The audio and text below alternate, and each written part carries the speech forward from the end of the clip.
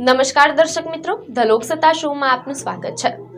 ભારતીય રાજકારણમાં કેટલીક તારીખો માત્ર કેલેન્ડરની નોંધ નથી હોતી, એ ઇતિહાસના વળાંક બની જાય છે। ભારતીય રાજકારણમાં સત્તા બદલાય છે, સરકારો આવે જાય છે, પરંતુ કેટલીક નિમણૂકો એવી હોય છે જે માત્ર એક વ્યક્તિના ભવિષ્યનો નહીં, પરંતુ એક આખી રાજકીય વિચારધારાના આગલા દાયકાનો નકશો નક્કી કરે છે। જેમ કે મીડિયા રિપોર્ટ મુજબ 1968માં જ્યારે દેશ કોંગ્રેસના એકાધિકાર હેઠળ હતો, ત્યારે 44 વર્ષનો એક યુવાન નેતા ભારતીય જનસંઘના અધ્યક્ષ બને છે। એ યુવાનનું નામ અટલ બિહારી વાજપેયી। થોડા વર્ષો પછી 46 વર્ષની વયે લાલકૃષ્ણ અડવાણી એ જ જવાબદારી સંભાળે છે। એ સમય એવો હતો જ્યારે જનસંઘ અને પછી ભાજપ માત્ર એક રાજકીય પક્ષ ન હતો, પરંતુ પોતાનું અસ્તિત્વ સાબિત કરવાની લડાઈ લડી રહ્યો હતો। 1977માં જનસંઘ જનતા પાર્ટીમાં વિલીન થાય છે। 1980માં ફરી અલગ પડીને જન્મ લે છે ભારતીય જનતા પાર્ટી, અને આજે 45 વર્ષ બાદ એ જ ભાજપ ભારતની સૌથી શક્તિશાળી રાજકીય શક્તિ છે। પરંતુ હવે આ શિખર પર ઉભેલી પાર્ટી સામે એક નવો ચહેરો ઊભો છે, નીતિન નબીન, 45 વર્ષનો અધ્યક્ષ, પરંતુ સામે પડકાર 45 વર્ષના ઇતિહાસથી પણ ભારે। એક એવો અધ્યક્ષ જેનો જન્મ ભાજપના જન્મના માત્ર 2 મહિના પછી થયો હતો। એક એવો અધ્યક્ષ જે 45 વર્ષનો છે, પણ જેની સામે પડકારો 45 વર્ષના ઇતિહાસ કરતા પણ મોટા છે। સવાલ માત્ર એટલો નથી કે નીતિન નબીન અધ્યક્ષ બન્યા કેમ, સવાલ એ છે કે અટલ બિહારી વાજપેયીથી શરૂ થયેલી આ યાત્રામાં નીતિન નબીન સામે સૌથી મોટા 5 રાજકીય પડકાર કયા છે, જેમાં આપણે સૌપ્રથમ વાત કરીશું ભાજપ સત્તામાં છે, પરંતુ અધ્યક્ષ કેટલો સશક્ત છે। તો આ અંગેના તાજેતરના આંકડા જોઈએ તો મીડિયા રિપોર્ટ મુજબ લોકસભામાં ભાજપ 240 બેઠકો, 21 રાજ્યોમાં ભાજપ અથવા એનડીએની સરકાર, રાજ્યસભામાં 99 સાંસદ। આંકડાઓ સ્પષ્ટ કહે છે ભાજપ નબળું નથી, પરંતુ રાજકીય ઇતિહાસ એક કડવી હકીકત પણ કહે છે। ભાજપ જ્યારે સત્તામાં હોય છે ત્યારે પાર્ટી અધ્યક્ષની સત્તા સીમિત થતી જાય છે, કારણ કે ભાજપમાં સત્તા હોય ત્યારે નિર્ણયો સંગઠન કરતા વધુ પ્રધાનમંત્રી કાર્યાલય તરફ ખસી જાય છે। અટલ અડવાણીના સમયમાં પણ મોટા નિર્ણયો વડાપ્રધાન અને ટોચના નેતૃત્વ દ્વારા લેવાતા। એવું કહેવામાં આવે છે કે 2002માં નરેન્દ્ર મોદીને ગુજરાતના મુખ્યમંત્રી બનાવવાનો નિર્ણય તત્કાલીન ભાજપ અધ્યક્ષને પણ ખબર નહોતી। એથી પહેલો મોટો પડકાર નીતિન નબી સામે છે, પોતાની ભૂમિકા સ્થાપિત કરવાનો। અધ્યક્ષ તરીકે માત્ર નામ નહીં, પરંતુ અર્થપૂર્ણ હાજરી કેવી રીતે જાળવી રાખવી। તો 2014 પછી તો આ સત્તા કેન્દ્રીકરણ વધુ તીવ્ર બન્યું। અહીં પહેલો અને સૌથી મૂળભૂત પડકાર ઊભો થાય છે, નીતિન નબીન માત્ર અધ્યક્ષ રહેશે અથવા નીતિ નિર્ધારણમાં તેમની કોઈ સ્વતંત્ર ભૂમિકા રહેશે, કારણ કે મોદી અને શાહ આ બંનેને સત્તાનું કેન્દ્ર માનવામાં આવે છે। અને આજે ભાજપમાં 2 નામ એવા છે જેનાથી બચીને કોઈ અધ્યક્ષ રાજકારણ કરી શકે નહીં।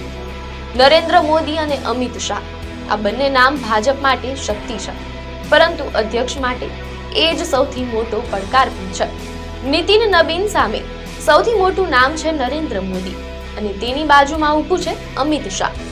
આ 2 નામો ભાજપમાં માત્ર નેતા નથી, એ એક સિસ્ટમ છે।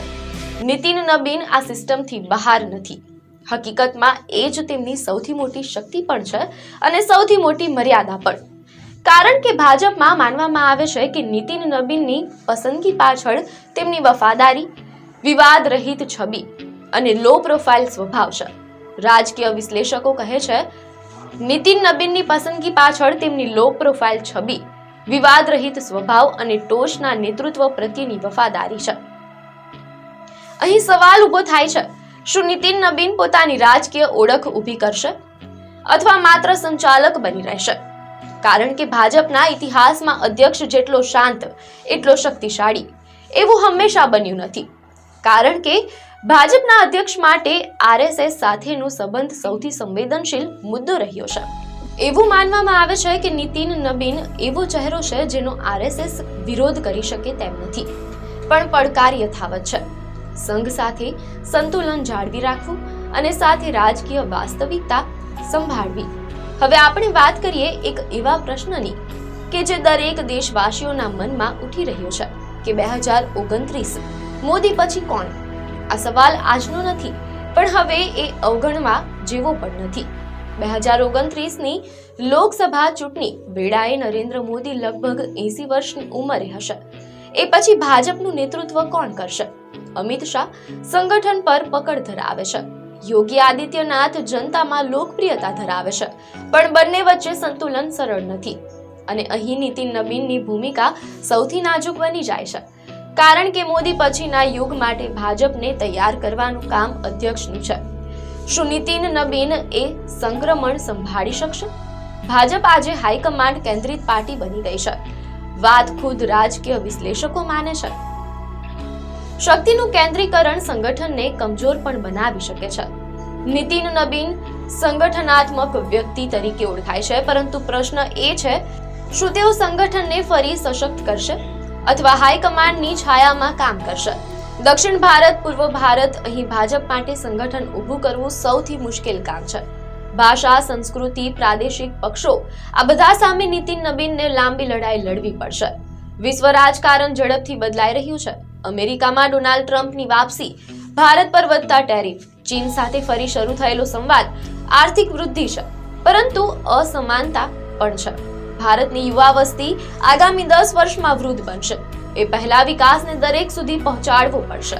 સત્તાધારી પક્ષ હોવાને કારણે આ તમામ પ્રશ્નો ભાજપના માથા પર છે, અને નવા અધ્યક્ષ તરીકે નીતિન નબીન આ જવાબદારીથી બચી શકશે નહીં. ભાજપ માટે ભારતની બહુલતા હંમેશા પડકાર રહી છે. ઉત્તર અને પશ્ચિમમાં મજબૂતી, દક્ષિણ અને પૂર્વમાં સંઘર્ષ. તમિલનાડુ, પશ્ચિમ બંગાળ, અહીં લડાઈ માત્ર સત્તાની નથી, પરંતુ વિચારધારાની છે. જાતિ આધારિત રાજકારણ, પ્રાદેશિક પક્ષો, ભાષાકીય ઓળખ, અને આ બધા સામે નીતિન નબીનને કોઈ સરળ જવાબ મળવાનો નથી. મહત્વનું છે કે અટલ બિહારી વાજપેયી જ્યારે અધ્યક્ષ બન્યા ત્યારે ભાજપ અસ્તિત્વ માટે લડી રહ્યો હતો. નીતિન નબીન જ્યારે અધ્યક્ષ બન્યા છે ત્યારે ભાજપ સત્તાના શિખર પર છે. પરંતુ ઇતિહાસ એક વાત સ્પષ્ટ કરે છે, શિખર પર પહોંચવું સરળ હોઈ શકે, પરંતુ ત્યાં ટકવું સૌથી કઠિન પરીક્ષા હોય છે. આજે દેશ સામે પ્રશ્ન છે, શું નીતિન નબીન માત્ર એક નામ બની રહેશે અથવા ભાજપના આગામી યુગના સ્થાપક અધ્યક્ષ બનશે? સમય અને રાજકારણ બંને જ તેનો જવાબ આપશે. પરંતુ હવે આ વિષય પર તમારો શું અભિપ્રાય છે તે અમને કોમેન્ટમાં જરૂરથી જણાવો.